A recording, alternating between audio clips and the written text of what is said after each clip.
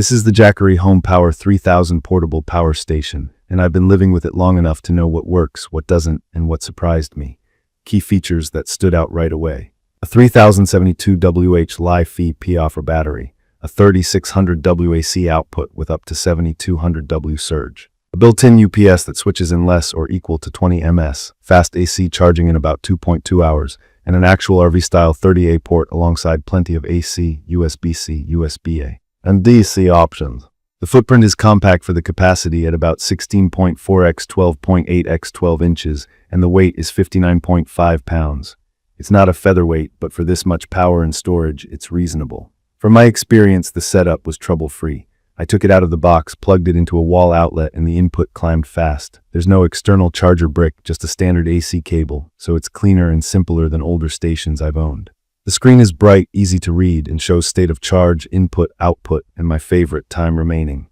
Time remaining is exactly what it sounds like. The unit calculates how many hours are left at your current load, so you don't have to guess. I ran a bunch of real-life tests. I powered my full-size fridge during an outage simulation, and it behaved just like on grid power. A fridge doesn't run constantly, and that on/off cycling really stretches the battery life. I also tested my desktop and modem with the UPS function. I yanked the wall plug to simulate a blackout. The switchover was so smooth, the screen didn't flicker and my internet didn't drop. If you've ever lost work to a brownout, this matters. A quick note if you're new to this, UPS means uninterruptible power supply. It keeps your gear on when the grid cuts out, and the less or equal to 20 ms figure means the switchover is faster than most electronics will notice. Charging options are flexible. AC only gets me from empty to full in about 2.2 hours. If I combine AC with DC, like adding solar or a car input, it can shorten to around 1.7 hours. With the two 200W solar panels, I see a realistic 250 350W most of the day depending on angle, temperature, and clouds, which lines up with the claim that you can get around 80% in about 9 hours of good sun. Solar is never perfect lab conditions. Heat knocks panel efficiency and any shade hurts. But MPPT, the built-in solar controller, does the optimization work for you, so you just plug the panels in and let it hunt for the best power point. If you're new to this, MPPT is the brains that squeezes more energy from the panels by matching voltage and current to conditions. The battery chemistry is Li-Fi P-offer, and that's a big deal. In simple terms, it's safer and lasts longer than the older lithium formulas. This pack is rated for 4,000 cycles to 70% capacity. Cycle means one full discharge and one full recharge. If you used it every day, that's many years before the capacity meaningfully fades. In my opinion, that durability is why this makes sense as a home backup device. Noise matters to me, and this unit stays impressively quiet. The fans do kick on during heavy loads or fast charging, but it's more of a low whoosh than a whine. I've worked right next to it during calls without feeling like I had to raise my voice. That's a huge quality of life difference compared to a gas generator, and of course there are no fumes, so I can run it indoors safely. The port layout is excellent. I like that everything is on the front. The dual 100W USB-C ports are fast, and they actually hit 100W for my laptop. The AC bank handled a space heater and a microwave at the same time without drama, and the pure sine wave output kept my audio gear clean, no hiss, no hum. The dedicated T-30 RV port is the highlight for me. I connected it to an RV Shore power cord and powered the whole rig.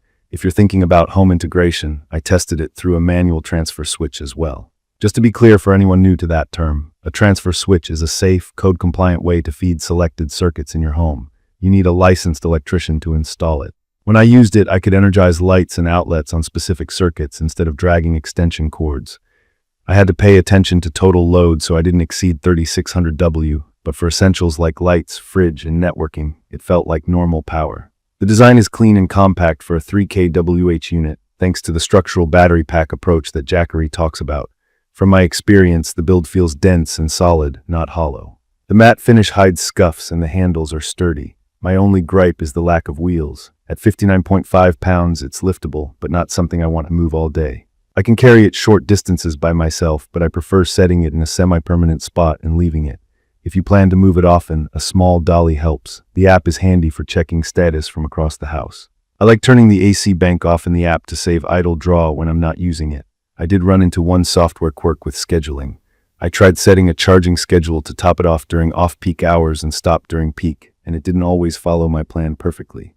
Nothing that blocked me from using the unit, but I'd love to see the scheduling and time of use controls get more flexible and reliable in a future update. I also paid attention to cold weather behavior. Like most lithium batteries, this shouldn't be charged below freezing. For me, that just means I bring it inside if it's really cold before I plug in AC or solar to charge. Discharging is more tolerant, but charging likes a warmer environment. It's perfect for people who want quiet, indoor-safe backup during storms, rolling blackouts, or grid hiccups. It's also great for RVers and van lifers who want a clean way to power a rig without rewiring everything. For a home office setup, I used it to run a laptop, monitor, LED lights, and a router for a long workday, and the runtime barely made me think about rationing. If you're curious about the numbers, 3072 Wh is the stored energy, and there's always some conversion loss going from battery to AC.